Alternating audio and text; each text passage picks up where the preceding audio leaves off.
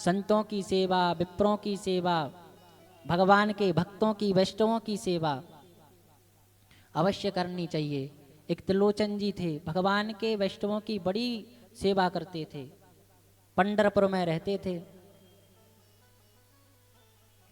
जितने भी संताएं वैष्णवाएं सबको खूब प्रसाद पवाएं प्रेम से।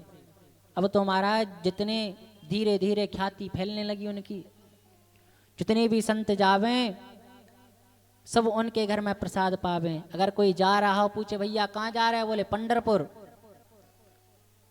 बोले दर्शन करने के बाद त्रिलोचन जी के घर जरूर जाना, खूब संत सेवा वैष्णव सेवा भक्त सेवा करते हैं, वहाँ प्रसाद जरूर पाना। अब तो महाराज जितने भगवान के विट्ठलनाथ के दर्शन करने जाएं उतने ही इनके यहाँ पर प्रसाद पाने आए। खूब भगवान के भक्तों को प्रसाद पवावें, संतों को प्रसाद पवावें खूब आनंद से। धीरे धीरे समय बीता, दोनों की अवस्था वृद्ध हो गई, बूढ़े हो गए। अब महाराज जब शरीर ने साथ दिया तब तक तो खूब सेवा हुई, सेवा अभी भी करें, परंतु शरीर साथ ना दे तो कभी रोटी जल जावे, कहीं सब्जी जल जावे, तो जो स्वाद पहले इनके हाथ के भोजन में था धीरे धीरे स्वाद लुप्त होता चला गया। अवस्था भी नहीं थी इतने सारे लोगों की रोटी बनाना, तो कहीं रोटी कच्ची कहीं जली, तो संतों की धीरे धीरे आना कम हो गया। पहले जितने संत आते थे धीरे धीरे आधे हो गए, आधे से भी आधे हो गए। इनको बड़ी चिंता हुई, बोले अब हमसे शायद बनता नहीं है, इसलिए हो सकता है संत लोग नहीं आते हों। अब इनने तो पूरे जीवन केवल संतों के, भगवान के भक्तों की, वैष्णवों की सेवा करी, तो मन में अशांति रहने लगी। तो उन्होंने एक बोर्ड बनाया जिसमें लिख दिया, भैया अगर कोई संत सेवा वैष्णव सेवा करना चाहता है तो वह अंदर आकर संपर्क करे, और घर के बाहर बोर्ड टांग दिया। तो विट्ठलनाथ भगवान की दृष्टि उस बोर्ड पे पड़ गई। तो उन्होंने 12 साल के बालक का स्वरूप बनाया, बालक का रूप बनाकर आ गए। बोर्ड पढ़ा, अंदर आकर कहते हैं बाबूजी, ओ बाबूजी। त्रिलोचन नाथ जी आए, देखा, बोले एक नन्हा सा बालक 12 साल का उनके दरवाजे पर खड़ा है, आवाज दे रहा है, इतना दिव्य स्वरूप उस बालक का। बोले आओ बेटा अंदर आओ। त्रिलोचन जी की पत्नी ने देखा, देखकर मोहित हो गई।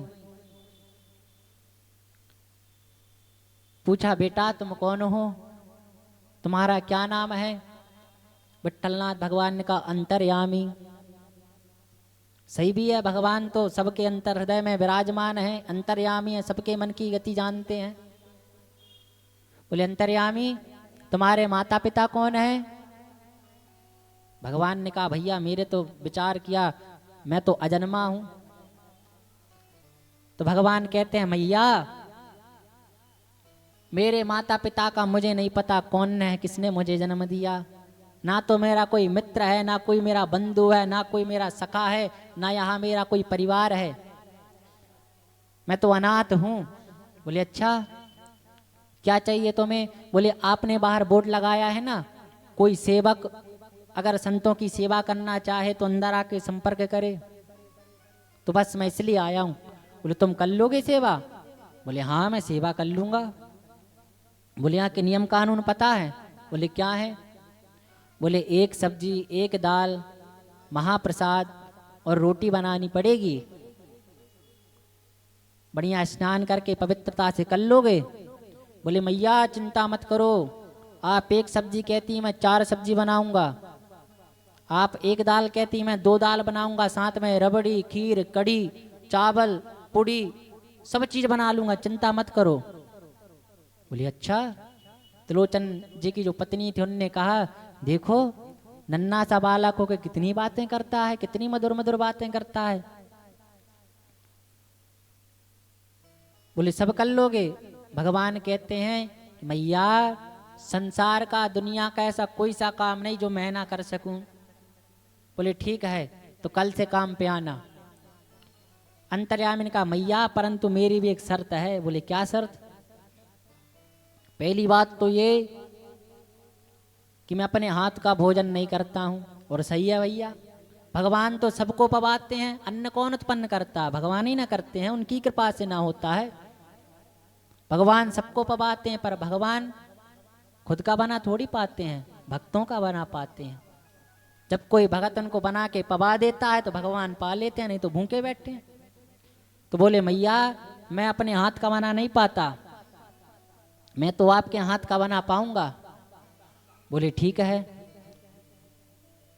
छोटी सी शर्त है, मंजूर है।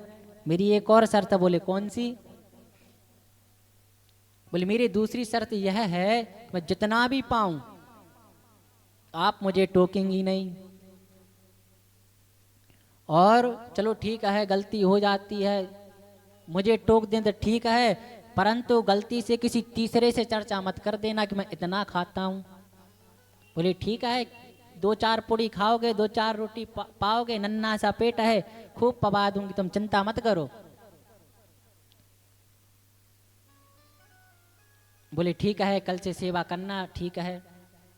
अगला दिन आया, ब्रह्म मुहूर्त में त्रिलोचन जी उनकी पत्नी उठी, नहा धो के स्नान करके रसोई की तरफ आई तो देखा कान्हा जी कमर में कमर कस के सापा बांध के और बढ़िया तैयार हो गए। चूल्हा जला लिया, एक तरफ दाल चढ़ा दी, दूसरे चूल्हे पर सब्जी चढ़ा दी, यहाँ से दौड़ के वहाँ जाए, फिर एक पे रबड़ी चढ़ी है, एक पे खीर चढ़ी है। दौड़ दौड़ के महाराज पूरी सेवा करने लगे। इधर दौड़ के जाकर अंतर्यामी भगवान ठाकुर जी पूड़ी बनाने लगे। देखती देखते उन्होंने सब प्रसाद बना दिया। त्रिलोचन जी कहें देखो नन्ना सा बालक है, कितनी सेवा कर रहा है, कितनी फुर्ती है इसके पास। बढ़िया 8 बजे 9 बजे हुए, संतों की जमात आना प्रारंभ हो गई। अंतर्यामी जी गए, जाकर दौड़ के फट्टी बिछा दी, सब संतों को बैठाए, दौड़ दौड़ के अंदर जाए, पत्तल लेकर आए, दोना चला दिया, सब प्रसाद चला रहे हैं। त्रिलोचन जी बीच में कुछ लेकर आए, बोले बाबूजी आप जाकर बैठकर देखो, चिंता मत करो, मैं सब चला दूंगा। ऐसा करके 1 बजे तक भगवान ने सब संतों को खूब प्रसाद पवाया। सबने बड़ी तारीफ करी, बोले त्रिलोचन नाथ जी ऐसा प्रसाद तो आज तक हमने आपके यहाँ पे नहीं पाया, बड़ा दिव्य प्रसाद। अब ठाकुर जी जिस जो प्रसाद बनाए वो कोई साधारण प्रसाद रहेगा। अब ठाकुर जी गए, सब संत प्रसाद पा लिए तो ठाकुर जी ने जाकर बर्तन धुल दिए, जल्दी से जल लाकर प्रोक्षण कर दिया, पोंछा मार दिया, फट्टी उठाकर घड़िया के सरिया के रख दी और अब अपने लिए एक आसन बिछाई और कहते हैं मैया अब मेरी बारी, अब मेरी बारी आ गई, अब मुझे भी तो पवाओ। बोले ठीक है। तो मैया ने सोचा छोटा सा बालक है तो 2 कटोरी सब्जी 2 कटोरी दाल बना के 4 रोटी का आटा लगाया, बोले कितने पाएगा, बना दिया। अब ठाकुर जी बैठे, अब महाराज जब पाना चालू किया, 1 रोटी 2 रोटी 3 रोटी 4 रोटी, यहाँ से सब्जी दाल सब खत्म। बोले मैया और बनाओ, जाओ फिर से आटा मारो, फिर से सब्जी बनाओ। 4 घंटा भगवान बैठे बैठे पाते पाते 10 किलो आटे की रोटी खा गए। अब तो भैया मैया ने सोचा, विचार किया, जितनी संतों ने भोजन किए उतना तो अकेला कर रहा है। त्रिलोचन जी ने समझाया विचार अंदर ही रहने देना, उसको पता चल जाएगा, अभी छोड़ के चला जाएगा, शर्त पता है ना। बोले नहीं नहीं मैं थोड़ी कुछ कह रही हूं। एक दिन बीता, शाम हुई तो तेल ले आया, बोले आओ बाबूजी। त्रिलोचन जी को बुलाया, बोले बाबूजी आओ मैं आपकी मालिश कर दूं। बढ़िया खूब सिर की मालिश किया और खूब जूस बनाकर समय बीता। 3 दिन 1 महीना व्यतीत हो गए। भगवान ने त्रिलोचन जी की ऐसी सेवा करी, त्रिलोचन जी तो बढ़िया फूल गए, गाल बढ़िया टमाटर की तरह लाल हो गए। एक दिन त्रिलोचन जी की जो पत्नी थी वह पड़ोस में गई हुई थी, बोली बहन तेरे घर तो बड़ी संत सेवा भगवत सेवा चल रही है, बढ़िया संत आते हैं, खूब बढ़िया भाव से सब प्रसाद पाते हैं, और त्रिलोचन जी भी देखो बढ़िया फूल गए हैं, गाल गुलाबी हो गए हैं, परंतु बहन तू क्यों सूखती चली जा रही है? बोली क्या बताऊं बहन, संतों की सेवा तो बहुत अच्छी हो रही। जब से वो हमारा सेवक है ना, जो बालक अंतर्यामी, जब से वो आया है खूब संतों की सेवा करता है, खूब बनाता है, उनको खूब पवाता है। और तो और वो त्रिलोचन जी की खूब मालिश करता है, खूब जूस, खूब तरह तरह के उनको पकवान खिलाता है। वो तो बढ़िया होते जा रहे हैं, परंतु क्या बताऊं बहन, जब वो खाने बैठता है तो जितने संत, पूरे संत खाते हैं उतना तो वो अकेले ही खा जाता है। इतना परेशान कर रखा है उसने मुझे। अब महाराज बोले अरे इतना थोड़ी खाता होगा, नन्ना सा तो बालक है, कैसे देख दौड़ दौड़ के परसता है, हैं हम तो उसी को देखने आते हैं, कितना सुंदर बालक है। जब सब्जी लेने जाता है तो मटक मटक के सब्जी लेने जाता है, मटक मटक के आता है। और तू कह रही इतना सारा पा लेता है। पूरी बहन पूरे 10-10 20-20 किलो आटे की रोटी एक आसन पे बैठ के खा जाता है। अब भगवान ने जैसे ही, भगवान अंतर्यामी, इन्होंने तीसरे से कहा भगवान अंतर ध्यान हो गए। शाम के समय में त्रिलोचन जी ने आवाज लगाई कि अंतर्यामी, ओ बेटा अंतर्यामी आओ, संध्या का समय हो गया है, आओ बैठकर कुछ भजन कर लें, कुछ सत्संग कर लें, भगवान का कीर्तन कर लें। अब अंतर्यामी कहाँ मिले, वो तो अंतर्यामी हो गए, अंतर ध्यान हो गए। रसोई में जाकर देखा, पूरे घर में ढूंढ लिया, नहीं मिले। सब्जी मार्केट में जाकर ढूंढा, नहीं मिले। पूरे पंढरपुर में ढूंढ मारा, रात को घर आए, नहीं मिले। पत्नी से पूछा अंतर्यामी को देखा, बोले नहीं। अब महाराज बड़ी चिंता, बोले तुमने किसी से कुछ कह तो नहीं दिया उसके बारे में, टोक तो नहीं दिया? बोले नहीं, मैं क्यों टोकूंगी। बोले किसी से कुछ कहा तो नहीं? बोले हाँ ये अपराध हो गया। अब तो महाराज दोनों बड़े रोए और जाकर विट्ठलनाथ भगवान के मंदिर के देहरी पे जाकर खड़े हो गए। बोले प्रभु हमारा अभी तक कोई पुत्र नहीं था, संतान नहीं थी, हमने आपसे आज तक इस विषय में शिकायत नहीं करी कि प्रभु हमको पुत्र दे दो, संतान दे दो, बालक दे दो, हम सुख थे, सुखी थे। परंतु प्रभु संतों की सेवा करने वाला एक सेवक आया था, वो सेवक न जाने कहां चला गया। बस हमारी आपसे निवेदन है, आपसे विनती है कि वह सेवक हमको लौटा दो, कहीं से वह सेवक आ जाए।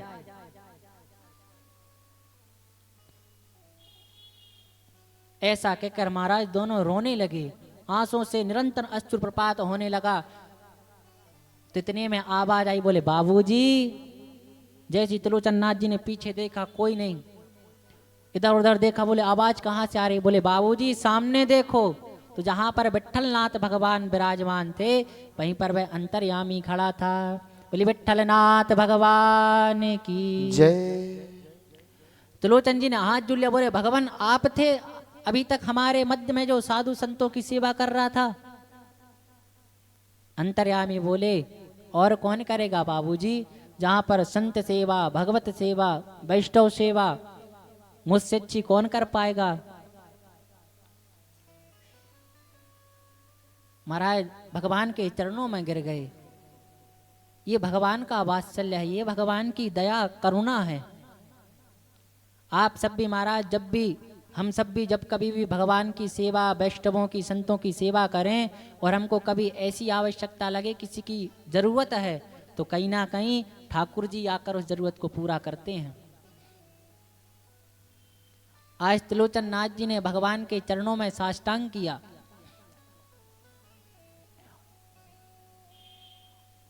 और भगवान का भजन करते करते भगवान के धाम को गए। तो ये भगवान के संतों की सेवा करने का फल देखिए।